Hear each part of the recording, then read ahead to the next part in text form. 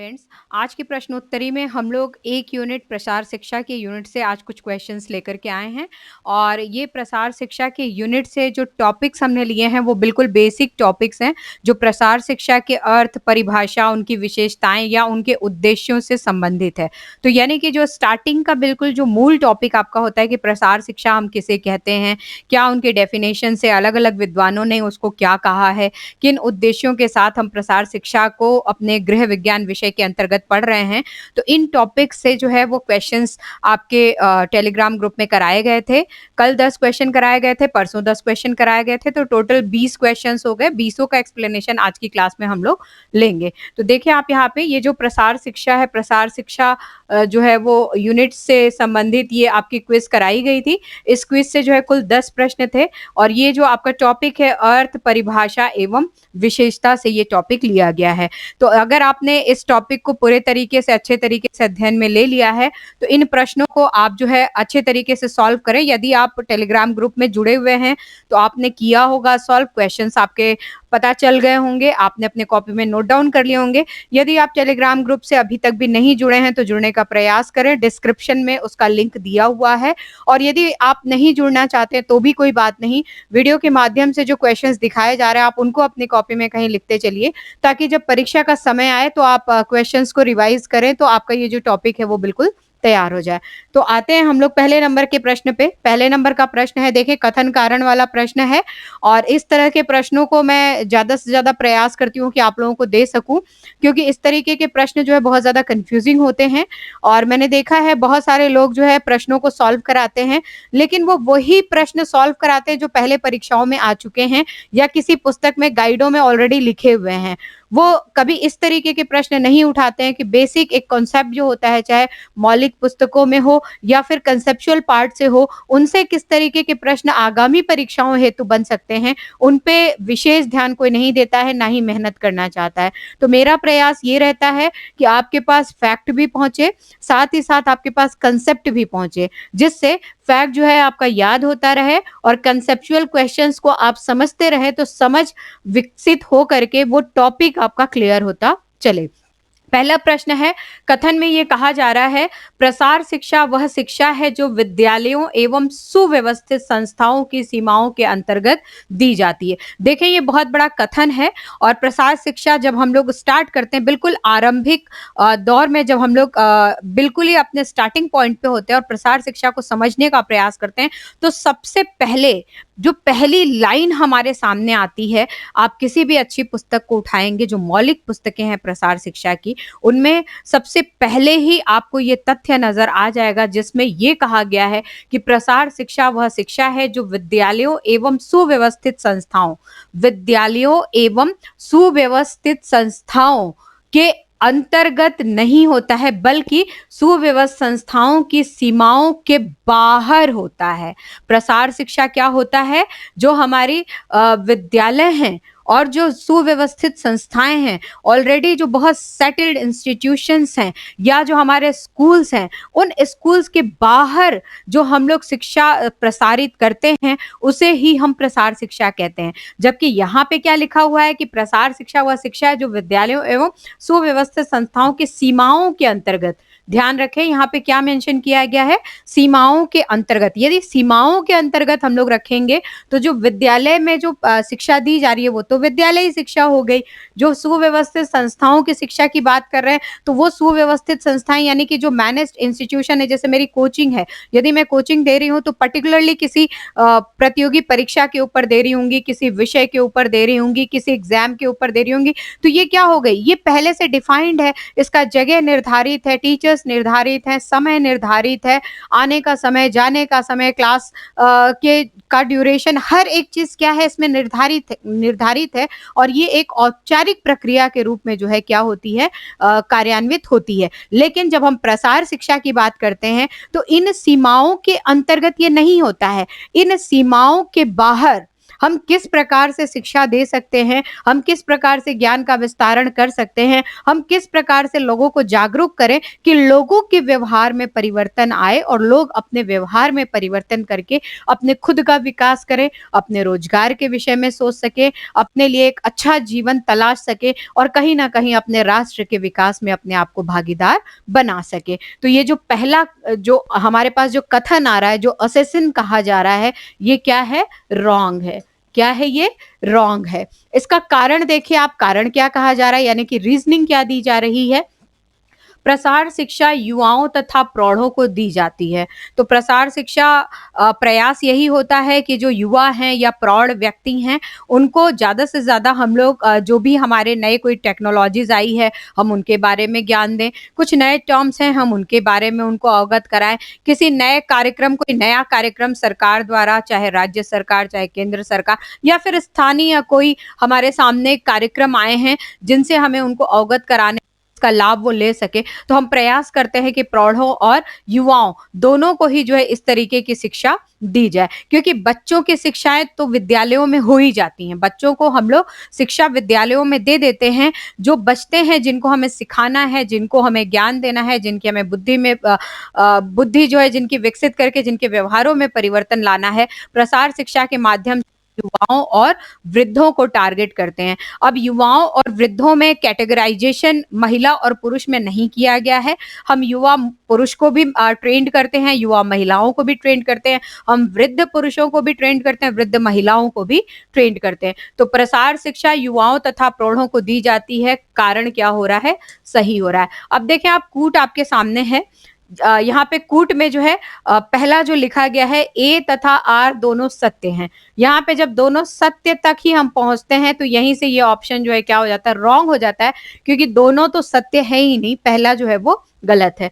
दूसरे में आते हैं तो दूसरे में भी ए तथा आर दोनों सत्य हैं। यहाँ यही से ये भी ऑप्शन क्या हो जाता है? रिजेक्ट हो जाता है हमारे इस क्वेश्चन के लिए, क्योंकि दोनों सत्य नहीं है।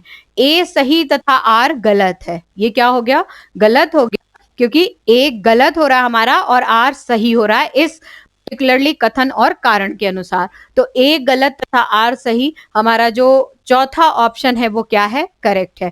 देखिए बिल्कुल मौलिक सी बात थी, मूल बात थी, लेकिन 38% लोगों ने ही सही जवाब दिया है। तो आप खुद ये सोचें कि जब इतने सारे स्टूडेंट्स क्विज को देते हैं, इतने सारे स्टूडेंट्स टेस्ट को दे रहे हैं और उनमें यदि 38% लोग ही केवल करेक्ट जवाब दे रहे हैं, इसका मतलब है कहीं ना कहीं आप लोग, फिर मैं वही बात करूंगी कि आप केवल क्वेश्चंस करने के लिए उतावले रहते हैं, आप केवल मैटर्स कलेक्ट करने के लिए उतावले रहते हैं, आपको सारी किताबें चाहिए होती है, सारे पीडीएफ चाहिए होते हैं, पूरा घर लाइब्रेरी आपको बनाना है, लेकिन आपको वो चीजें जो आपने एकत्रित की हैं उनको एकत्रित यहाँ पे करने नहीं कर पाते। आप यहाँ पे जो है आप एकत्रित करके स्टेबिलिटी नहीं ला पाते। उन आपने जो ज्ञान एकत्रित किया है या ज्ञान के जो सोर्सेज एकत्रित किए हैं उनको आप यहाँ पे डालने का प्रयास नहीं करते, और यही बहुत जरूरी होता है। मैं बार बार कहूंगी, आपको हर बार कहूंगी और कहती ही रहूंगी कि ये यहाँ पे स्टोरेज जो है वो बहुत जरूरी है आपके कंटेंट का। आपके पीडीएफ, आपकी किताबें, आपके रजिस्टर, आपके नोट्स, इन सब से आपको कोई मतलब नहीं रहेगा आगे चल के। जब आप एग्जाम देने जाएंगे तो आप ये वाला ही स्टोरेज लेकर के वहां पे जाते हैं। नेक्स्ट आइए, दूसरे नंबर क्वेश्चन पे आते हैं। देखिए दूसरा नंबर क्वेश्चन है, प्रसार शिक्षा का भाग है, यानी कि प्रसार शिक्षा में कौन कौन से तत्व या कौन कौन से तथ्यों को जो है वो शामिल किया जाता है, कौन कौन से भाग हैं उसके। बेरोजगारों को शिक्षा, अभी हमने डिस्कस किया कि जो लोग बेरोजगार हैं, अनएम्प्लॉयड हैं, उनको हम कुछ जो है नवीनतम जो टेक्नोलॉजीज आई हैं या फिर स्वरोजगार के तरीके कैसे हो सकते हैं। यदि कोई कृषि कर रहा है तो कृषि में ही किस तरीके से अपनी कृषि को वो इम्प्रूव कर सकता है। यदि कोई घर पे ही अपने गांव में रह रहा है तो गांव में रह करके ही किस तरीके से अपने खुद का स्वयं का जो है कोई कार्य कर सकता है, किसी व्यापार को कर सकता है, छोटे लेवल पे ही वो किस तरीके से कर सकता है। तो बेरोजगारों को जो है वो शिक्षा हम किसके माध्यम से दे रहे हैं? प्रसार शिक्षा के माध्यम से दे रहे हैं। ग्रामीणों को शिक्षा, तो यस, प्रसार शिक्षा, एक्सटेंशन एजुकेशन की जब हम बात करते हैं तो कहीं ना कहीं हमारी कनेक्टिविटी गांवों से ही बहुत ज्यादा होती है। ग्रामीणों को हम हर तरीके से जो है सबल बनाने की कोशिश करते हैं, ज्ञान का पूरा विस्तारण करने का प्रयास करते हैं, उनके साथ हर एक नई टेक्नोलॉजी उनके बीच में लाने का प्रयास करते हैं, जिनसे वे क्या होते हैं, अनभिज्ञ होते हैं।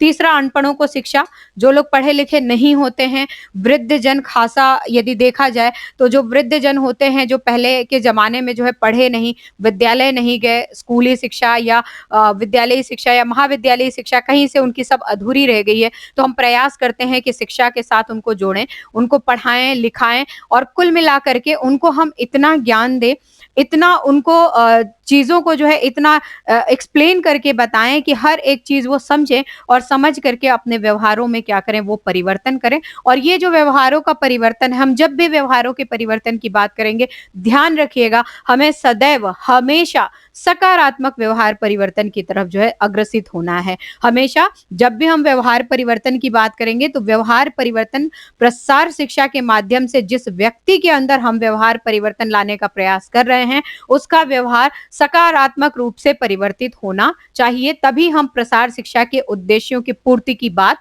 कर सकते हैं। तो जो प्रश्न है हमारा प्रसार शिक्षा का भाग है, तो ये सभी जो है क्या है, उपरोक्त सभी इसका करेक्ट आंसर होगा। बेरोजगारों को शिक्षा देना भी इसका भाग है, ग्रामीणों को शिक्षा देना भी इसका भाग है और अनपढ़ों को शिक्षा देना भी प्रसार शिक्षा का एक महत्वपूर्ण भाग होता है। नेक्स्ट आते हैं थर्ड नंबर के क्वेश्चन पे।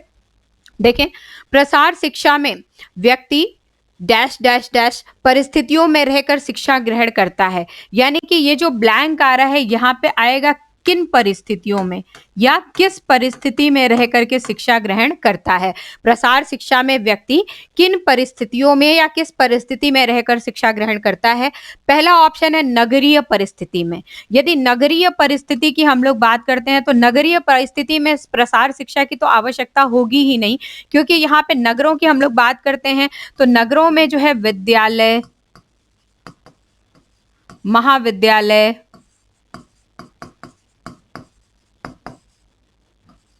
ट्रेनिंग सेंटर, इन सब की जो है यहाँ पे उपलब्धता होती है। सब कुछ नगरों में उपलब्ध होते हैं, हर एक चीज की अवेलेबिलिटी होती है। तो जो लोग नगर में रह रहे हैं, नगर में तो ऑटोमेटिक इन स्थानों पर के जा करके ही, यानी कि इनके पर्टिकुलरली जो प्रेमाइसेस हैं उनके अंदर ही जा करके उनके दायरे में औपचारिक रूप से क्या कर सकते हैं, इस प्रकार की शिक्षा ले सकते हैं। तो प्रसार शिक्षा की तो आवश्यकता उनको है ही नहीं। प्रसार शिक्षा की यदि हम लोग बात करें तो प्रसार शिक्षा से कनेक्ट होने के लिए नगरीय परिस्थितियों में आवश्यकता होती ही नहीं है, क्योंकि नगरों में ज्यादातर, अधिकतर नगरों में जो है सारी सुविधाएं अवेलेबल होती हैं। दूसरी हम बात करते हैं ग्रामीण परिस्थितियों में। तो ग्रामीण परिस्थितियों की यदि हम लोग बात करें तो ग्रामीण परिस्थितियां जरूरी नहीं कि हर गांव की परिस्थिति ऐसी हो कि वहां पे प्रसार शिक्षा की आवश्यकता होती ही हो। कोई गांव ऐसे भी होते हैं जो गांव कहने के लिए होते हैं, लेकिन वहां पे जो सुख सुविधाएं होती हैं, जो लोगों का रहन सहन होता है, लोगों की शिक्षा दीक्षा होती है, लोगों का व्यवसाय है, कृषि है, वो इतने विकसित हो चुके हैं कि नाम उनका जो है वो गांव का होता है, लेकिन उनके सारे क्रियाकलाप और वो खुद भी जो है देखने में लाइफस्टाइल जो जीते हैं वो क्या करते हैं, शहरी जीते हैं। गांव में ही रहते हैं, लेकिन हर घर का बच्चा जो है वहीं से शहर, जो शहर के पास के गांव है, वहां से शहर के किसी अच्छे विद्यालय में, इंग्लिश मीडियम स्कूल में जाकर के शिक्षा ग्रहण करता है। जो घर के दूसरे लोग हैं अपने जॉब के लिए या बिजनेस के लिए वहीं से रोज जो है वो शहर जाते हैं, अपना काम करते हैं, घर वापस आते हैं। तो यदि हम प्रसार शिक्षा की बात करें कि ग्रामीण परिस्थितियों में हमेशा ऑल द टाइम हम ग्रामीण परिस्थितियों में ही जो है प्रसार शिक्षा की बात करते हैं, तो ग्रामीण परिस्थितियों में करते हैं, लेकिन यहाँ पे पूछा जा रहा है प्रसार शिक्षा में व्यक्ति को तो हर टाइम तो नहीं करते हैं ना। तो यहाँ पे हम ये ऑप्शन क्या कर सकते हैं, होल्ड पे रख सकते हैं। क्या कर सकते हैं, इसको होल्ड पे रख सकते हैं। ये हो भी सकता है और नहीं भी हो सकता है, ठीक है। आपकी भाषा में ये हो भी सकता है और नहीं भी हो सकता है, इसका निर्णय आगे के ऑप्शंस को पढ़ने के बाद हम लेंगे। तीसरे ऑप्शन पे आते हैं स्थानीय परिस्थितियों में। तो स्थानीय परिस्थितियां क्या होती हैं, जो व्यक्ति के अपनी जो लोकल एनवायरनमेंट जो उसका होता है, वेदर वो गांव का हो, किसी डाणी का हो, किसी पर्टिकुलरली ब्लॉक का हो, तहसील का हो, कहीं का भी हो, जो उसके स्थानीय परिस्थितियाँ होती हैं। स्थानीय परिस्थितियों में शहर भी ऐसा हो सकता है, नगरीय परिस्थितियाँ भी ऐसी हो सकती हैं। हो सकता है नगर में कोई एक ऐसा स्थान हो, जहाँ पे स्थान कहने को नगर है, जैसे आप यदि ध्यान दें जो मेट्रो सिटीज़ होती हैं, मेट्रो सिटीज़ के अंदर जो झुग्गी-झोपड़ियाँ होती हैं, क्या झुग्गी-झोपड़ियों का हर बच्चा एक अच्छे इंग्लिश मीडियम विद्यालय में जा रहा है जहाँ पे नॉर्मल घरों के बच्चे जा रहे हैं? क्या झुग्गी-झोपड़ियों का हर व्यक्ति अ, किसी ऐसे ऑफ़िस में जा रहा है जहाँ अन्य व्यक्ति ऑफ़िसेज़ में जा रहे हैं? क्या झुग्गी-झोपड़ी का हर व्यक्ति क्या हर मॉल में जाकर के काम कर रहा है जहाँ पे अन्य व्यक्ति जा रहे हैं? तो बहुत सारी जगहों पे ऐसी सिचुएशंस अराइज़ होती हैं कि स्थान गाँव में भी, नगरों में भी, तहसीलों में भी किसी एक स्थान पे व्यक्तियों का समूह ऐसा होता है जो हमारी इस प्रकार की शिक्षा से क्या होता है, परे होता है और उनको जब हम शिक्षा देने का प्रयास करते हैं, जब उनको हम बुद्धिमान बनाने का प्रयास करते हैं, जब उनके सामने हम आने वाली चुनौतियों से किस तरीके से निपटा जाए इसका सॉल्यूशन प्रदान करने की कोशिश करते हैं, जब उनके व्यक्तित्व में सकारात्मक परिवर्तन लाने का प्रयास करते हैं, उनके पारिवारिक जीवन स्तर को जब हम ऊँचा उठाने की बात करते हैं और समाज में परिवार का एक अहम स्थान सुनिश्चित कराने की कोशिश करते हैं, तो प्रसार शिक्षा के उद्देश्यों में ये उद्देश्य बहुत ही महत्वपूर्ण होता है। तो 3 ऑप्शन हमारे पास आए थे नगरीय परिस्थितियों में, ग्रामीण परिस्थितियों में, स्थानीय परिस्थितियों में और यहाँ पे कहा गया विषम परिस्थितियों में। तो जब परिस्थितियाँ ही विषम होंगी जब परिस्थितियाँ ही विषम होंगी तो चाहे हम प्रसार शिक्षा अपनाएँ, चाहे हम विद्यालयी शिक्षा अपनाएँ, चाहे हम महाविद्यालयी शिक्षा अपनाएँ, चाहे हम ट्रेनिंग सेंटर खोल लें, कुछ भी कर लें यदि परिस्थितियाँ ही विपरीत हैं तो वहाँ पे शिक्षा का कार्य जो है एग्ज़ीक्यूट करना कहीं न कहीं बहुत ही चैलेंजिंग होता है। तो एज़ पर आवर ऑप्शंस जो ऑप्शंस हमें दिए गए हैं हमारे प्रश्न के लिए, यदि यहाँ पे इस स्थान पे जो है उपरोक्त सभी लिखा होता, यदि उपरोक्त सभी यहाँ पे ऑप्शन आ रहा होता तो हम ये भी कहीं न कहीं सही करते, ये भी कहीं न कहीं सही करते और ये सही ना होते भी हम हो सकता है इसको सही कर सकते थे। लेकिन हमारे पास 4 ऑप्शन आए, अब 4 में से सबसे एप्रोप्रिएट ऑप्शंस का हमें चयन करना है अपने परीक्षा के पॉइंट ऑफ व्यू से। तो जो सबसे परफेक्ट जो ऑप्शन हमारे सामने आ रहा है, परफेक्ट ऑप्शन कौन-सा हमारे सामने आ रहा है? तीसरा है स्थानीय परिस्थितियों में। प्रसार शिक्षा में व्यक्ति अपनी स्थानीय परिस्थितियों में रह करके शिक्षा ग्रहण करता है। यदि उसको दिन में समय नहीं मिल रहा है तो वो रात में शिक्षा ग्रहण करता है। यदि घर के अंदर उसको स्थान नहीं मिल रहा है तो वो बाहर निकल करके खेतों में भी बैठ करके अपने ट्रेनर के साथ बैठ करके शिक्षा ग्रहण कर सकता है। यदि गाँव में कोई ऐसा स्थान बनाया गया है, कुछ ग्राम पंचायत का कोई बिल्डिंग बना हुआ है, कोई एक रूम बना हुआ है, वो वहाँ पे भी बैठ करके ग्रहण कर सकता है। वो चाहे तो समुदाय में भी शिक्षा ग्रहण कर सकता है, वो चाहे तो ट्रेनर के साथ बैठ करके अकेले भी शिक्षा ग्रहण कर सकता है। चाहे तरीका कोई-सा भी हो, लेकिन उसकी परिस्थितियाँ उसकी अपनी लोकल ही होंगी, उसकी स्थानीय परिस्थितियाँ ही उस समय पे होंगी। तो प्रसार शिक्षा में व्यक्ति स्थानीय परिस्थितियों में रह करके शिक्षा ग्रहण करता है। नेक्स्ट अगले प्रश्न पे आते हैं। प्रसार शिक्षा ग्रहण करने वाला व्यक्ति किस प्रकार का योगदान देता है? जो व्यक्ति प्रसार शिक्षा ग्रहण कर रहा है, वो व्यक्ति किस प्रकार का योगदान देता है? पहला ऑप्शन है सामाजिक विकास, तो यस, समाज के विकास में योगदान बिल्कुल देता है। यदि व्यक्ति शिक्षित है, तो कहीं न कहीं सामाजिकता को समझता है, सामाजिक प्राणी है, इसलिए समाज में रह करके जो समाज के दायरे बनाए गए हैं, उन दायरों के अनुरूप जीवन यापन करने का प्रयास करता है। जो चीज़ें समाज को बुरी लगती हैं या समाज स्वीकार नहीं करता है, व्यक्ति उन चीज़ों को करने से बचता है। जो व्यक्ति या समाज जो है स्वीकारता है, व्यक्ति सोचता है कि क्रियाएँ उसकी वैसी हों, जिससे समाज में जो है उसको स्वीकारता मिले। तो इस प्रकार से सामाजिक विकास में योगदान देता है। राष्ट्र के विकास की बात करें तो जी हाँ, राष्ट्र विकास में भी प्रसार शिक्षा हमें जो है योगदान देता है। जो व्यक्ति प्रसार शिक्षा के माध्यम से शिक्षा ग्रहण करता है, कहीं न कहीं वो राष्ट्र के विकास में भी योगदान देता है। सांस्कृतिक विकास की बात करें तो यस, कल्चरल डेवलपमेंट भी हमारे प्रसार शिक्षा के माध्यम से व्यक्ति के अंदर आता है। वो अपनी संस्कृतियों के विभिन्न पहलुओं को अच्छी तरीके से समझता है, समझ करके उन संस्कृतियों में रह करके ही जो सांस्कृतिक हमारा दायरा है, उन सांस्कृतिक दायरों में रहकर भी किस तरीके से अपना विकास किया जा सकता है, व्यक्ति इन चीज़ों को भली-भाँति समझने लगता है। चौथा ऑप्शन है ग्रामीण विकास में, जो व्यक्ति का अपना खुद का गाँव है, उस गाँव को कहीं न कहीं विकसित करने में वो क्या होता है, सक्षम होने लगता है। प्रश्न पूछा गया है, प्रसार शिक्षा ग्रहण करने वाला व्यक्ति किस प्रकार का योगदान देता है? अब हमारे सामने ये एक चुनौती आ गई, क्योंकि हमारे सामने ये जो ऑप्शंस हैं, ये चारों ही ऑप्शन करेक्ट दिख रहे हैं, ठीक है? ये चारों ही ऑप्शन करेक्ट दिख रहे हैं। अब हमें जो है इनको असेंबल करना है कि इन चारों में से सबसे परफेक्ट आंसर कौन-सा होगा। तो हमारे सामने जब हम राष्ट्र की बात करते हैं, जब हम नेशन की बात करते हैं, जब हमारे नेशन डेवलपमेंट की हम लोग बात करते हैं, तो देखें बहुत सीधा-सा जो है वो फंडा है। जब हम राष्ट्र विकास की बात करते हैं, ये जो ऑप्शन है आपका राष्ट्र विकास में, तो राष्ट्र विकास में सामाजिक विकास भी हमारा आता है, सांस्कृतिक विकास भी आता है और हमारे गाँव का विकास भी आता है।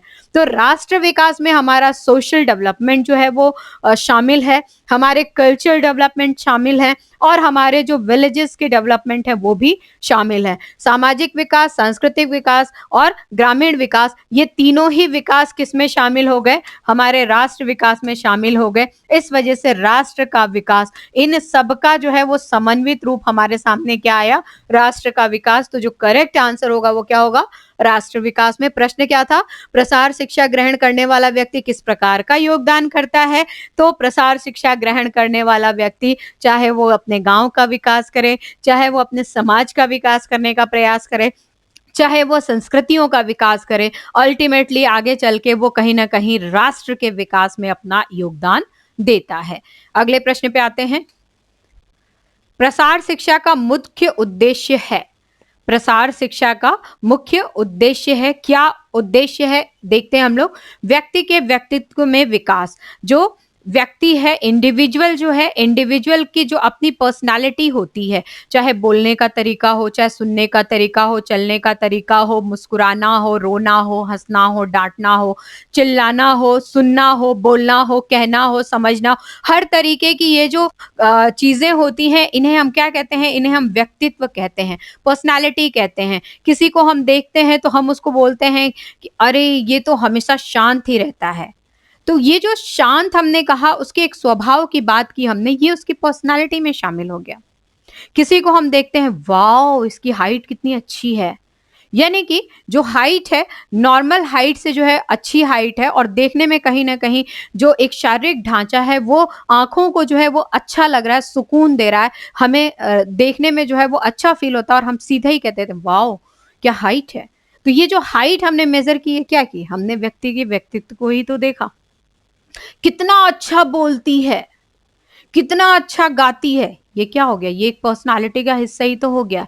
तो प्रसार शिक्षा के मुख्य उद्देश्यों में जो है ये उद्देश्य शामिल है कि व्यक्ति के क्या होता है, व्यक्तित्व को हम विकास करते हैं, व्यक्ति को कैसे बोलना है, समझ करके कैसे उसको एक्सप्लेन करना है, कितना ज्ञान उसके अंदर आया, देन आने के बाद उसके प्रयोग वो किस तरीके से कर रहा है। ये सब चीज़ें क्या होती हैं, कहीं न कहीं उसके व्यक्तित्व में परिवर्तन लाती हैं।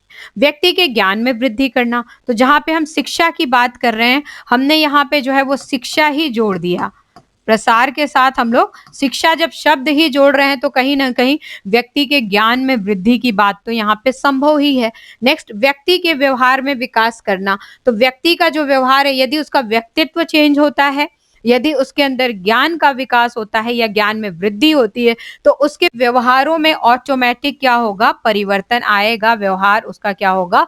विकसित होगा। और लास्ट हम कह रहे हैं व्यक्ति के परिवार का विकास करना। तो व्यक्ति के परिवार के विकास की हम लोग बात कर रहे हैं, तो ये विकास तभी संभव है जब व्यक्ति के अपने व्यवहारों में क्या होगा? विकास होगा। यदि व्यक्ति अपना बिहेवियर चेंज कर पाएगा, यदि अपने बिहेवियर को पॉजिटिव बना पाएगा, यदि स्वयं को समझ पाएगा, तभी वो दूसरों के लिए कार्य कर सकता है, दूसरों को समझ सकता है, दूसरों के लिए योगदान दे सकता है। यदि वो समझ ही नहीं पाएगा, तो कहीं न कहीं वो दूसरों के प्रति अपनी क्रियाओं को अभिव्यक्त नहीं कर सकता है, ना ही दूसरों की अभिव्यक्तियों को उस वे में, उस तरीके से, उस लहज़े से समझ सकता है, जिस लहज़े से सामने वाला व्यक्ति समझाने का प्रयास कर रहा है। तो प्रश्न है प्रसार शिक्षा का मुख्य उद्देश्य है, तो प्रसार शिक्षा का मुख्य उद्देश्य जो सर्व प्रमुख उद्देश्य होता है वो उद्देश्य होता है जिस व्यक्ति को हम प्रसार शिक्षा दे रहे हैं या जो व्यक्ति प्रसार शिक्षा ग्रहण कर रहा है उस व्यक्ति के व्यवहारों में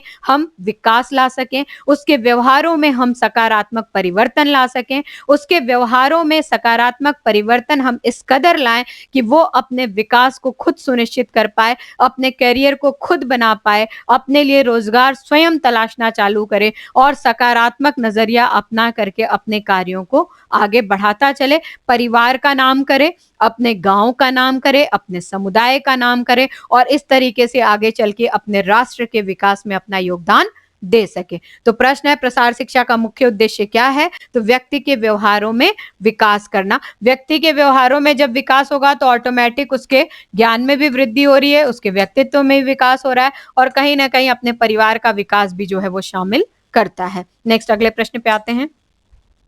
निम्नलिखित कथनों पर विचार कीजिए। यहाँ पे कुछ कथन दिए गए हैं, कुछ स्टेटमेंट्स दिए गए हैं।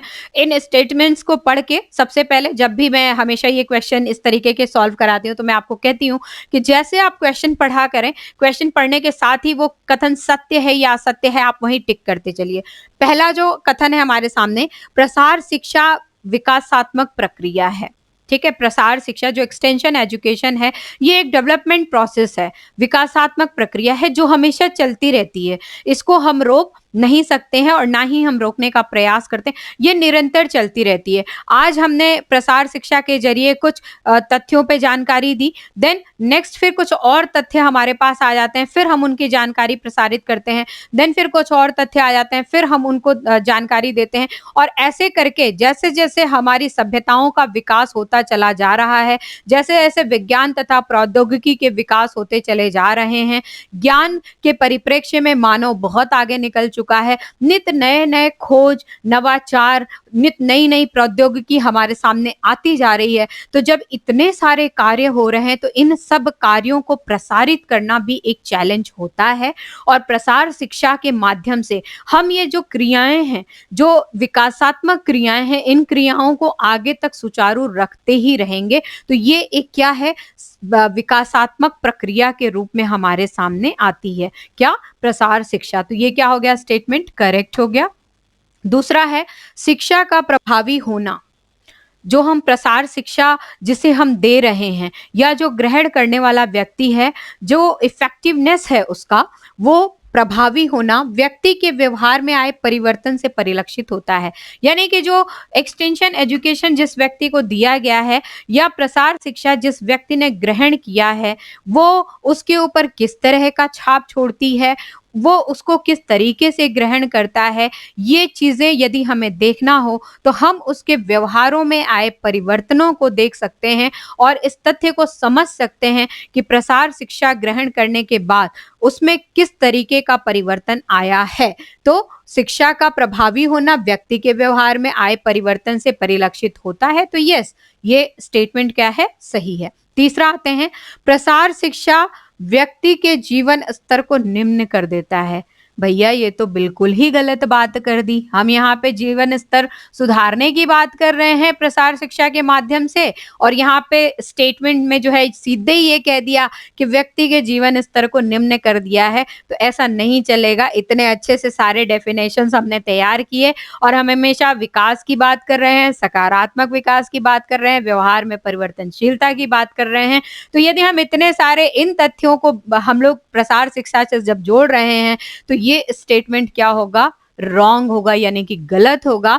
जो व्यक्ति का जीवन स्तर है प्रसार शिक्षा के माध्यम से हम उसको उच्च करते हैं, हम उसको उठाने का प्रयास करते हैं, हम उसकी जो भी सिचुएशन है हम उनसे उसको पॉजिटिव करने का प्रयास करते हैं। कभी भी हम उसको डाउन नहीं करना चाहते, कभी भी हम उसको निम्न नहीं करना चाहते और ना ही प्रसार शिक्षा ग्रहण करने वाले व्यक्ति का जीवन स्तर निम्न होता है। ठीक है, तो जीवन स्तर कभी भी निम्न नहीं होता है। ये स्टेटमेंट क्या हो गया? रॉन्ग हो गया। अब यहाँ पे देखें प्रश्न में क्या पूछा जा रहा है, कौन सा या एक से अधिक है तो कौन से कथन सत्य है। ठीक है, यहाँ पे कौन से कथन सत्य है की बात की जा रही है। तो पहला और दूसरा ये दोनों कथन सत्य है, तीसरा असत्य है। तो 1 तथा 2 ऑप्शन हमारा सेकंड नंबर का है, ये क्या है, करेक्ट है। इस प्रश्न का क्या है, ये सही उत्तर है। नेक्स्ट है अगले प्रश्न। मानव व्यवहार में परिवर्तन का परिचालक है। जब मानव के व्यवहार में परिवर्तन आता है प्रसार शिक्षा के माध्यम से, तो मानव के व्यवहार में जो परिवर्तन आया है वो हमें कैसे पता चलेगा? हम किस रूप में या कैसे हम ये समझ पाएंगे कि मानव के व्यवहारों में परिवर्तन आया है?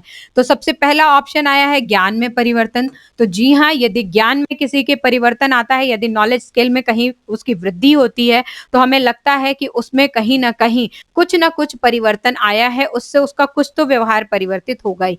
कौशल में परिवर्तन, जो उसके डिफरेंट स्किल्स हैं, अलग अलग जो स्किल्स हैं, जो उनकी एबिलिटीज होती हैं, उनमें यदि कहीं परिवर्तन आता है और उनका प्रयोग करके जब वो अपने विकासात्मक प्रक्रियाओं को अग्रसित करता है, तो वहां पे भी जो है हम लोग क्या कर सकते हैं, उसके व्यवहारों में परिवर्तन को देख सकते हैं।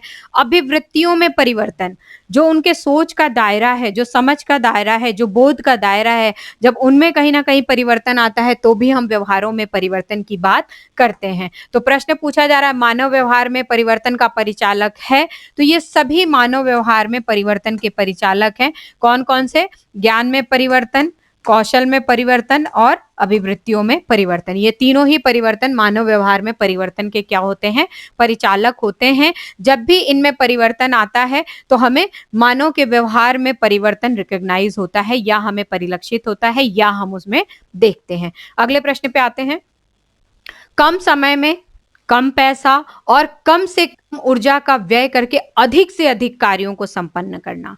कम समय लगा रहे हैं आप, कम पैसा लगा रहे हैं, कम ऊर्जा लगा रहे हैं, अर्थात इन शॉर्ट यदि हम लोग कहने का प्रयास करें, संक्षिप्त में यदि कहें, तो हम कम से कम रिसोर्सेज या कम से कम संसाधनों में भी अधिक से अधिक कार्यों को संपादित करने का प्रयास कर रहे हैं। ये प्रसार शिक्षा के संबंध में कौन से आवश्यकता है? ये जो आवश्यकता है, यानी कि हम कम से कम रिसोर्सेज के साथ अधिक से अधिक अपने कार्यों को संपादित करें, तो प्रसार की शिक्षा जो हम लोग दे रहे हैं या प्रसार शिक्षा का जो कार्य कर रहे हैं, इनमें कौन सी आवश्यकता इसके लिए जो है वो महत्वपूर्ण है? तो मानवीय व्यवहार में बदलाव। यदि मानवीय व्यवहार में बदलाव की हम लोग बात करते हैं, तो यहाँ पे हम लोग विकासात्मक प्रक्रिया से इसको जोड़ रहे हैं।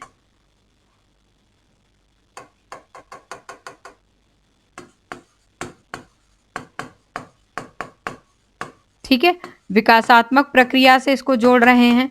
दूसरा, समस्याओं का निराकरण। यदि किसी समस्या का पर्टिकुलरली कोई निराकरण कर रहा है, तो कहीं ना कहीं वो मानसिक अपनी स्थितियों का प्रयोग कर रहा है।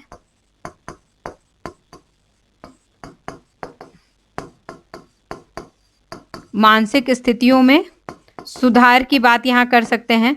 यदि समस्या है और समस्या का यदि हम लोग जो है निराकरण कर रहे हैं, तो कहीं ना कहीं मानसिक स्थितियों में सुधार कर रहे हैं। कार्य कुशलता में वृद्धि। जब हम कार्य कुशलता की बात करते हैं, कोई भी क्रिया होती है और क्रिया के अंदर जब हम कुशलता लाने का प्रयास करते हैं, तो क्रियाओं के अंदर कुशलताएं ये परिलक्षित करती हैं कि आप जो कार्य कर रहे हैं, उन कार्यों को बखूबी कर रहे हैं। आपने जो उसमें अपना समय लगाया, जो आप अपने ऊर्जा लगा रहे हैं, जो आपकी लगन है उस कार्य के प्रति, वो क्या होती है? वो एक डिफरेंट तरीके की होती है, जो कहीं ना कहीं आपके परिणामों को सकारात्मक दृष्टिकोण देती है, और आप अपने परिणामों से क्या होते हैं? सेटिस्फाई होते हैं, यानी कि आप अपने जो परिणाम आपने प्राप्त किए हैं उस कार्य के प्रति, जो कार्यों का प्रतिफल होता है, वो कहीं ना कहीं फलदायी होता है। और लास्ट हम कह रहे हैं पलायन को रोकना। तो पलायन को रोकना जो है, कहीं ना कहीं रिसोर्सेस कम यदि कर देते हैं, तो उससे पलायन हमारा नहीं रुकेगा। तो प्रश्न है, कम समय, कम पैसा और कम ऊर्जा का व्यय करके अधिक से अधिक कार्यों को संपन्न करना प्रसार शिक्षा के संबंध में कौन सी आवश्यकता है? तो इस प्रकार की आवश्यकता कार्य कुशलता की वृद्धि ही होती है। जो हमारी कार्य की कुशलता है, जब कार्य कुशलता में हमारे वृद्धि होती है, तो कहीं ना कहीं हम कौशलों का प्रयोग करते हैं, और इन कौशलों के प्रयोग के माध्यम से कम रिसोर्सेज का प्रयोग करके कम से कम संसाधनों में भी हम अधिक से अधिक कार्यों को करने का प्रयास करते हैं और उनसे सकारात्मक प्रतिफल लेते हैं। अगले प्रश्न पे आते हैं। कभी कभी प्रसार शिक्षा के जरिए राष्ट्र के विकास में कठिनाई होती है, जिसका कारण होता है।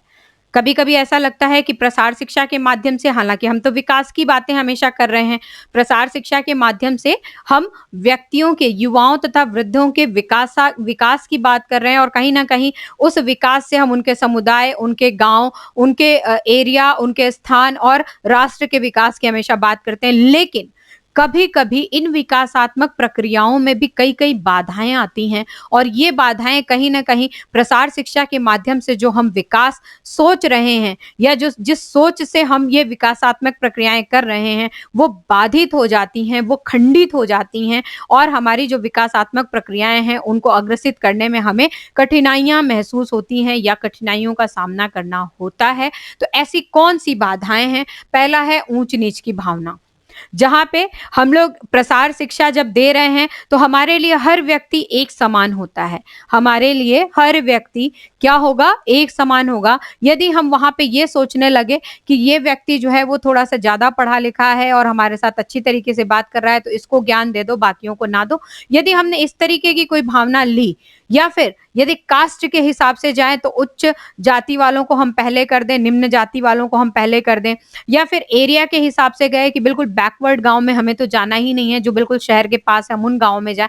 तो बहुत सारी चीज़ें होती हैं, बहुत सारे इस तरीके के टर्म्स होते हैं जो कहीं न कहीं हमारे इन कार्यों में बाधा उत्पन्न करती है। उनमें से एक बाधा होती है ऊँच-नीच की भावना। जिस भावना के चलते हम क्या करते हैं, कई बार जो हमारे प्रसार कार्यक्रम है, यदि इस तरीके की भावनाएँ आ जाती हैं, तो वो क्या होती हैं? बाधित होती हैं। दूसरा होता है लिंग भेद की भावना।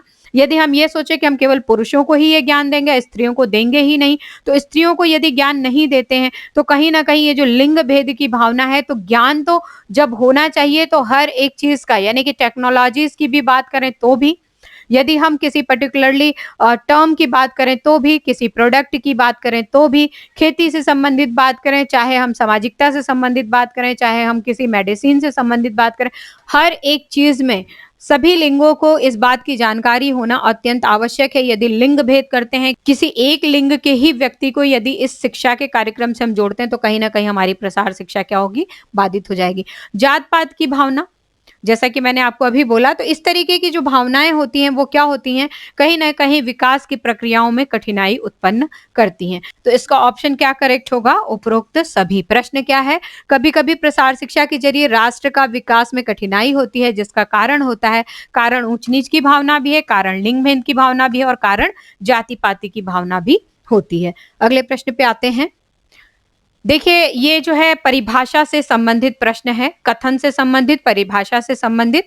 मैंने आपको पहले भी बोला है, कथन और परिभाषाओं से संबंधित जो प्रश्न हैं, इनका सीधा-सीधा उपाय याद करना ही होता है।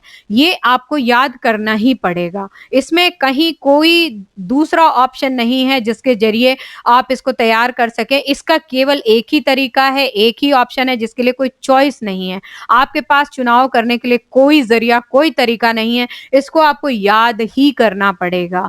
प्रतियोगी परीक्षाओं में पहले भी कहते चली आ रही हूँ और आज भी कह रही हूँ, भूलना मना है। आपको प्रतियोगी परीक्षाओं की यदि आप तैयारी कर रहे हैं, तो भूलना मना है, भूलना नहीं है। जो याद हो गया, वो याद ही रहना चाहिए, यथावत यहाँ पे रहना चाहिए, उसको गायब करना मना है। तो हमेशा जो है वो ध्यान रखा करें। जैसे आप कोई सिस्टम प्रयोग में लेते हैं ना, आप कंप्यूटर प्रयोग में लेते हैं, मोबाइल प्रयोग में लेते हैं, लैपटॉप प्रयोग में लेते हैं, समय-समय पे आप क्या करते हैं, आपने उसमें एंटीवायरस डाल रखा होता है। आप हमेशा उसको अपडेट करते रहते हैं, अपग्रेड करते रहते हैं, जिससे किसी भी तरह से आपके सिस्टम में कोई ऐसी कोई ऐसा वायरस ना घुस जाए जिससे आपका डेटा लॉस होता रहे। तो ठीक उसी तरीके से जो यहाँ पे स्टोर किया, यहाँ पे जो चीज़ें आ गई, आपने याद कर लिया, सब कुछ कर लिया, लेकिन कभी भी 15 दिन, 20 दिन, 1 महीना, 2 महीना, कभी भी वार-त्योहार कभी भी उठा करके उसको एक बार रिवाइज़ तो किया करो। अगर रिवाइज़ नहीं करोगे तो वायरस कब अंदर से खत्म कर देगा उसको पता ही नहीं चलेगा। तो ऐसा नहीं है कि जो आपने अंदर ज्ञान को स्टोर कर रखा है,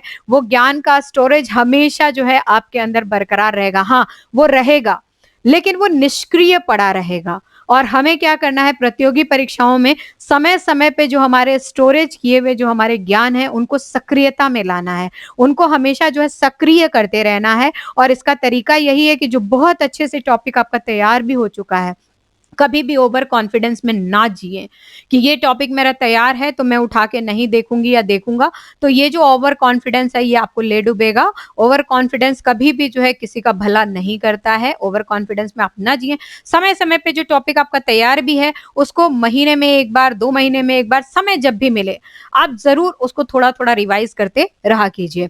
तो यहाँ पे डेफिनेशन दी गई है, अधिक से अधिक लोगों को आगे बढ़ने के लिए निर्देशित करना ही प्रसार शिक्षा का मुख्य उद्देश्य होता है। अधिक से अधिक लोगों को आगे बढ़ने के लिए निर्देशित करना ही प्रसार शिक्षा का मुख्य उद्देश्य होता है। यह कथन लिंगस का है, याद रख लेंगे आप, डेफिनेशन को बिल्कुल याद कर लेंगे। लिंगस के अनुसार अधिक से अधिक लोगों को आगे बढ़ने के लिए निर्देशित करना ही प्रसार शिक्षा का सबसे पहला ऑब्जेक्टिव, फर्स्ट ऑब्जेक्टिव या पहला उद्देश्य होता है। अगले प्रश्न पे आते हैं।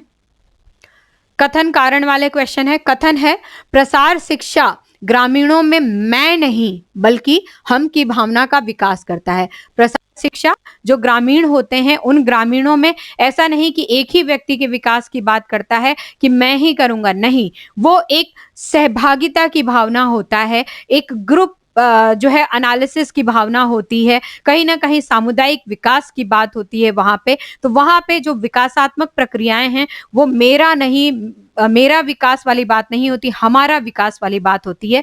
यानी कि हम अपने विकास की बात केवल नहीं करेंगे, यदि हमारा विकास होता भी है तो हमारे गांव का, हमारे समुदाय का विकास भी उसके साथ जुड़ा होता है। तो हम अल्टीमेटली जो है वहां पे हमारे विकास की बात करते हैं। तो प्रसार शिक्षा ग्रामीणों में मैं नहीं बल्कि हम की भावना का विकास करता है। कथन क्या है? करेक्ट है। ग्रामीणों के विकास से संपूर्ण समाज तथा समुदाय का विकास होता है। ठीक है, ग्रामीणों के विकास से संपूर्ण समाज तथा समुदाय का विकास होता है। ये कारण भी क्या है? सत्य है। अब दोनों ही सही है, अब हमें देखना है कि एक्सप्लेनेशन इनमें हो रहा है या नहीं हो रहा है। तो प्रसार शिक्षा ग्रामीणों में मैं नहीं बल्कि हम की भावना का विकास करता है, जिससे ग्रामीणों के विकास में संपूर्ण समाज तथा समुदाय का विकास होता है। तो ये क्या हो रहा है? ए और आर दोनों सही हैं और आर ए की सही व्याख्या है। जो फर्स्ट ऑप्शन है हमारा, ये क्या होगा इस प्रश्न के लिए? करेक्ट होगा। अधिकांशतः लोगों ने करेक्ट आंसर दिया है। I am so happy. Next आइए अगले प्रश्न पे। प्रसार शिक्षा का संबंध किस विषय से है? जो एक्सटेंशन एजुकेशन सब्जेक्ट हम लोग पढ़ते हैं, तो आपको पता है ये विषय कई सारे विषयों से संबंधित होता है। इनमें बहुत सारे विषय जो है वो कोरिलेटेड होते हैं और उन विषयों को चाहे परोक्ष रूप से चाहे प्रत्यक्ष रूप से हम प्रयोग करके प्रसार शिक्षा को जो है वो आगे बढ़ाते हैं। तो कौन कौन से विषय हैं? तो जी हाँ, यहाँ पे सीधे सीधे आते हैं। पशु चिकित्सा एवं पशुपालन हमारे प्रसार शिक्षा विषय का भाग है। मुर्गी पालन भी जो है इसके साथ जुड़ता है।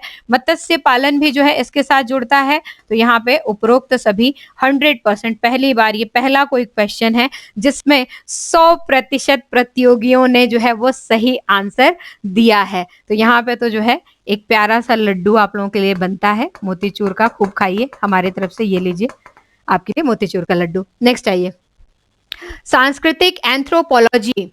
सांस्कृतिक एंथ्रोपोलॉजी विषय प्रसार शिक्षा में किसके अध्ययन पर बल देता है? देखिए सांस्कृतिक, यहाँ पे दो तथ्य हमारे सामने आए हैं। सांस्कृतिक एंथ्रोपोलॉजी यानी कि हम कल्चरल की बात कर रहे हैं, हम यहाँ पे कल्चरल एंथ्रोपोलॉजी की बात कर रहे हैं। तो ये जो प्रसार शिक्षा में किसके अध्ययन पर जोर देता है? जो कल्चरल एंथ्रोपोलॉजी है वो किस तथ्य पे जो है वो बल देता है? जब ज्ञान की बात करते हैं हम लोग, तो ज्ञान जो है वो कहीं ना कहीं मनोविज्ञान से जुड़ा है। जब हम बुद्धि की बात करते हैं तो अगेन ये भी मनोविज्ञान से जुड़ा हुआ है। जब हम प्रेम की बात करते हैं तो ये भी मनोविज्ञान से जुड़ा हुआ है। तो जब विषय की बात करते हैं तो ये तीनों ही टर्म किससे जुड़े हुए हैं? मनोविज्ञान विषय से जुड़े हुए होते हैं। ज्ञान, बुद्धि, प्रेम, ये तीनों क्या हुए? मनोविज्ञान विषय से जुड़ते हैं। जबकि समूह के व्यवहारों की जब हम लोग बात करते हैं, जब समूह के व्यवहारों की, देखिए समूह शब्द ही यहाँ पे आ गया। जब समूह शब्द आ गया तो यहाँ से जो है वो संस्कृति की बात हम लोग जो है यहाँ पे देख सकते हैं। ठीक है, यदि आपको उत्तर याद ना हो तो आप बहुत सारे तथ्य तो ऐसे हैं जो शब्दों से कोरिलेट कर सकते हैं। तो समूह व्यवहार पर सांस्कृतिक एंथ्रोपोलॉजी विषय प्रसार शिक्षा से क्या होता है? जुड़ा हुआ होता है। नेक्स्ट है अगला प्रश्न, एग्रोनॉमी विषय में प्रसार शिक्षा के माध्यम से लोगों को किसकी जानकारी दी जाती है? अब यहाँ पे फिर आप देखें, एग्रोनॉमी की यदि हम लोग बात करते हैं तो यहाँ पे दो शब्द जो है आपको दिख रहे हैं, एग्रो प्लस नॉमी। अब एग्रो जो है यदि आप देखें तो एग्रीकल्चर से जो है वो इसको जोड़ सकते हैं। किससे जोड़ेंगे? एग्रीकल्चर से जोड़ सकते हैं। और नॉमी का मतलब है जहां पे हम एग्रीकल्चर की बातें सीखते हैं। तो यहाँ पे एग्रीकल्चर यानी कि एग्रोनॉमी विषय के अंदर प्रसार शिक्षा में हम किसको जोड़ सकते हैं? तो तिलहन के विषय में, जिनसे हमें तेल की प्राप्ति होती है वो क्या होते हैं? तिलहन होते हैं। जितनी भी दालें होती हैं उन्हें हम दलहन कहते हैं। तो दलहन के विषय में भी हम क्या करते हैं? एग्रीकल्चर के माध्यम से अध्ययन करते हैं। फसलों के विषय में तो अलग अलग फसलों के विषय में भी हम क्या करते हैं? अध्ययन करते हैं। तो एग्रोनॉमी विषय में प्रसार शिक्षा के माध्यम से लोगों को तिलहन के विषय में भी ज्ञान मिलता है, दलहन के विषय में भी ज्ञान मिलता है, फसलों के विषय में भी ज्ञान मिलता है। तो क्वेश्चन का सही आंसर क्या होगा? उपरोक्त सभी, इन सभी के विषय में जानकारी दी जाती है। नेक्स्ट अगले प्रश्न पे आते हैं। प्रसार शिक्षा में कृषकों को कृषि संबंधी औजारों, देखें थोड़ा इस पे बल देंगे हम, औजारों तथा औजारों को उपयोग करना, साथ में उनका रख रखाव करना तथा उनका क्रय करना यानी कि उनको खरीदना और उनको बेचना किस विषय से संबंधित होता है? किसानों को कृषि संबंधी औजारों का प्रयोग करना, उनका क्रय करना, उनका विक्रय करना, उनका रख रखाव करना, ये सब किस विषय के अंतर्गत हम लोग सीखते हैं? तो ग्रामीण समाजशास्त्र। समाजशास्त्र की हम लोग बात करें तो यहाँ पे हम लोग समाज और समुदाय के बारे में सीखते हैं, ये नहीं होगा। बागवानी की बात करते हैं तो बागवानी जो है वो सीधा केवल कृषि की बात करता है, केवल कृषि की बात करता है। यदि कृषि विज्ञान होता तो यहाँ पे हम लोग इसको कोरिलेट करते, लेकिन हम यहाँ पे बात कर रहे हैं कि कृषि संबंधी औजारों का उपयोग करना। जो कृषि से संबंधित जितने भी औजार हैं उनको हम कहाँ से प्राप्त करें, उनका रख रखाव हम कैसे करें, यदि थोड़ा बहुत कहीं कुछ बिगड़ता है तो हम कैसे उसको वापस बना सकते हैं, कहाँ से खरीद सकते हैं, खराब होता है या पुराना हो जाता है तो कहाँ बेच सकते हैं, रिसेल कहाँ कर सकते हैं, एक्सचेंज कहाँ कर सकते हैं, इन सब चीजों की जानकारी बागवानी से नहीं होती। यहाँ पे केवल कृषि की बात हम लोग कर रहे हैं। तीसरा हम आते हैं कृषि अभियांत्रिकी। ठीक है, देखें कृषि अभियांत्रिकी की जब हम लोग बात करें तो यहाँ हम कृषि की भी बात कर रहे हैं, यानी कि यहाँ पे खेती भी जो है हमारी जो है वो प्रॉपरली जुड़ रही है, फार्मिंग भी जो है वो जुड़ रही है, और साथ ही साथ अभियांत्रिकी की हम लोग बात करें, अभियांत्रिकी में जो है ये सारी की सारी चीजें, औजारों का उपयोग करना, उनका यदि बिगड़ता है तो उनको बनाना, कहीं कुछ खराब होता है तो उसको रिपेयर करना, उनको क्रय करना, विक्रय करना, इस विषय के अंतर्गत हम लोग पढ़ते हैं। कृषि विज्ञान वही बात है, कृषि विज्ञान केवल कृषि के विषय में जानकारी देता है। तो प्रश्न है, प्रसार शिक्षा में कृषकों को कृषि संबंधी औजारों का उपयोग करना, उनका रख रखाव करना तथा क्रय एवं विक्रय करना किस विषय से संबंधित होता है? तो ये कृषि अभियांत्रिकी से संबंधित होता है। अगले प्रश्न पे आते हैं। सही तरीके से भूमि, जल तथा पशुधन का उपयोग कर ग्रामीण जनता के रहन सहन को ऊंचा उठाना प्रसार शिक्षा है। यदि सही ढंग से हम भूमि, जल और पशुधन, जो जमीन है, जल है और जो हमारे पास जितने भी पशु हैं उनका जो है सही ढंग से यदि उपयोग किया जाता है तो जो ग्रामीण जनता है हमारी, हम उनके रहन सहन को उच्च कर सकते हैं, उनको ऊंचा उठा सकते हैं, और यही प्रसार शिक्षा का उद्देश्य होता है या लक्ष्य होता है। ये कथन किसका है? तो सीधा फैक्ट बेसिस क्वेश्चन है, डेफिनेशन है, आप इसको याद करेंगे। सीसी हार्ने का ये कथन है। ठीक है, सीसी हार्ने के द्वारा ये कथन दिया गया है। अगला प्रश्न, प्रसार शिक्षा का संबंध किस सामाजिक क्षेत्र या पद्धति से होता है? तो सामाजिक पद्धति या क्षेत्र की बात करते हैं तो शिक्षा भी जो है हमारे समाज से जुड़ा है, पत्रकारिता और जन सेवा भी समाज से जुड़ा है, परिवार कल्याण भी जो है सामाजिक सेवा का एक भाग है, सामाजिक पद्धति का एक भाग है। तो ये क्या होगा? सभी ऑप्शन इसके लिए क्या होंगे? करेक्ट होंगे। प्रसार शिक्षा का संबंध किस सामाजिक क्षेत्र या पद्धति से है? तो शिक्षा से भी है, पत्रकारिता और जनसेवा से भी है, और परिवार कल्याण से भी ये मिलता है। नेक्स्ट आए अगला प्रश्न। देखिए ये भी जो है परिभाषा के परिप्रेक्ष्य में क्वेश्चन है, परिभाषा काफी बड़ी है, याद रखेंगे आप। जिस व्यक्ति में अच्छा नेतृत्व का गुण होगा, जिस व्यक्ति में अच्छा नेतृत्व का गुण होगा, स्वभाव मृदुल एवं वाणी में आकर्षण होगा, कार्यशैली में अनोखापन होगा, लोगों को अपनी तरफ खींचने की क्षमता होगी, कार्य वितरण की जानकारी होगी, वही एक अच्छा प्रशासक सिद्ध होगा। यह कथन किससे संबंधित है? एक बार पुनः देखें, जिस व्यक्ति में अच्छा नेतृत्व करने का गुण होगा, यानी कि जो डायरेक्शन बहुत अच्छा देता होगा, जो कहीं ना कहीं उसका नेतृत्व भी बहुत अच्छा करता है, जो स्वभाव है उसका मृदुल है यानी कि सॉफ्ट है, और वाणी में जो है कहीं कहीं आकर्षण होता है, जो वो बोलता है तो लोग उसको सुनते ही जाते हैं और उसको फॉलो करने का प्रयास करते हैं। कार्यशैली में अनोखापन होता है, उसके हर एक कार्य को जो है वो अनोखी शैली में करता है, उसमें अपनी जो कुशलताएं हैं वो संपूर्ण रूप से प्रयोग में लेता है, लोगों की को अपनी तरफ खींचता है। जब उसकी वाणी बहुत अच्छी है, जब वो मीठा बोलता है, सॉफ्ट स्पोकन है, अलग तरीके से कार्य करता है, तो ऑब्वियसली अपने व्यक्तित्व, अपने पर्सनालिटी के बल पे वो दूसरों को अपनी तरफ आकर्षित करता है। कार्य वितरण की जानकारी उसके पास होती है कि किससे मुझे कितना कार्य कराना है, कब कराना है, कौन करने में सक्षम है, कौन असक्षम है। एक अच्छा प्रशासक जो है वो क्या होता है? सिद्ध होता है। ये कथन न्यूमैन का है। प्रसार शिक्षा के संबंध में यह कथन किसका है? न्यूमैन का है। आप इसको सीधा सीधा याद कर लेंगे। और लास्ट प्रश्न आज के प्रश्नोत्तरी पे आते हैं हम लोग। प्रसार शिक्षा है, प्रसार शिक्षा क्या है? तो प्रसार शिक्षा एक विधि भी है और विधियों की श्रृंखला भी है। कई बार हम एक मेथोडोलॉजी के प्रयोग में हम लोग इसका प्रयोग करते हैं, और कई कई जगहों पे ग्रुप्स ऑफ मेथोडोलॉजीज या चेन ऑफ मेथोडोलॉजीज का भी हम लोग प्रयोग करते हैं। तो एक विधि भी है और विधियों की एक श्रृंखला भी है। तो उपरोक्त दोनों जो है ऑप्शन क्या होगा इस प्रश्न का? करेक्ट होगा कि प्रसार शिक्षा है। तो प्रसार शिक्षा क्या है? प्रसार शिक्षा एक विधि भी है और प्रसार शिक्षा विधियों की एक श्रृंखला भी है। तो इस प्रकार से प्रसार शिक्षा के संबंध में हमने 20 क्वेश्चंस को सॉल्व करने का प्रयास किया।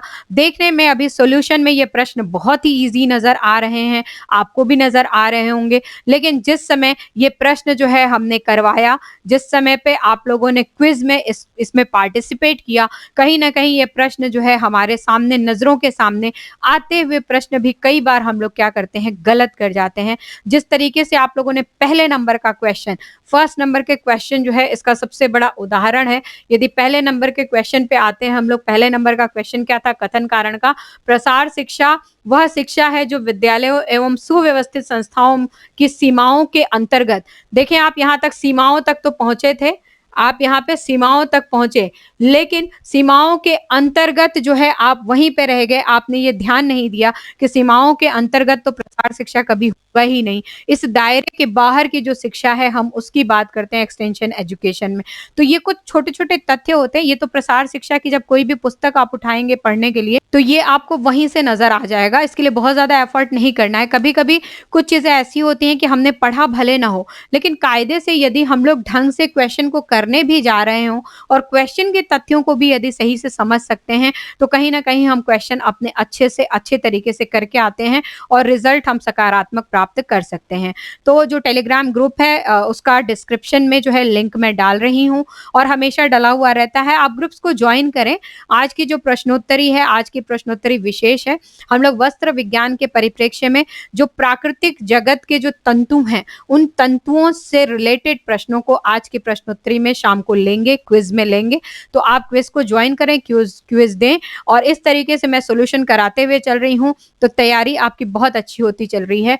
या फिर से कहूंगी मैं, यदि पढ़ा हुआ है तो रिवीजन हो जाएगा। यदि यदि आपका ये चैप्टर नहीं पढ़ा हुआ है तो ये चैप्टर मेरे इस प्रश्नोत्तरी के साथ ही आपका तैयार होता हुआ चलेगा। इतने फैक्ट, इतने कंसेप्ट तो आपके कम से कम तैयार ही हो जाते हैं। तो फिर से आप लोगों को यही कहना चाहती हूँ, बार बार कह रही हूँ, फिर से कहना चाहती हूँ, स्वस्थ रहें, मस्त रहें, जबरदस्त रहें और बिना मास्क कभी भी घर से बाहर ना निकलें।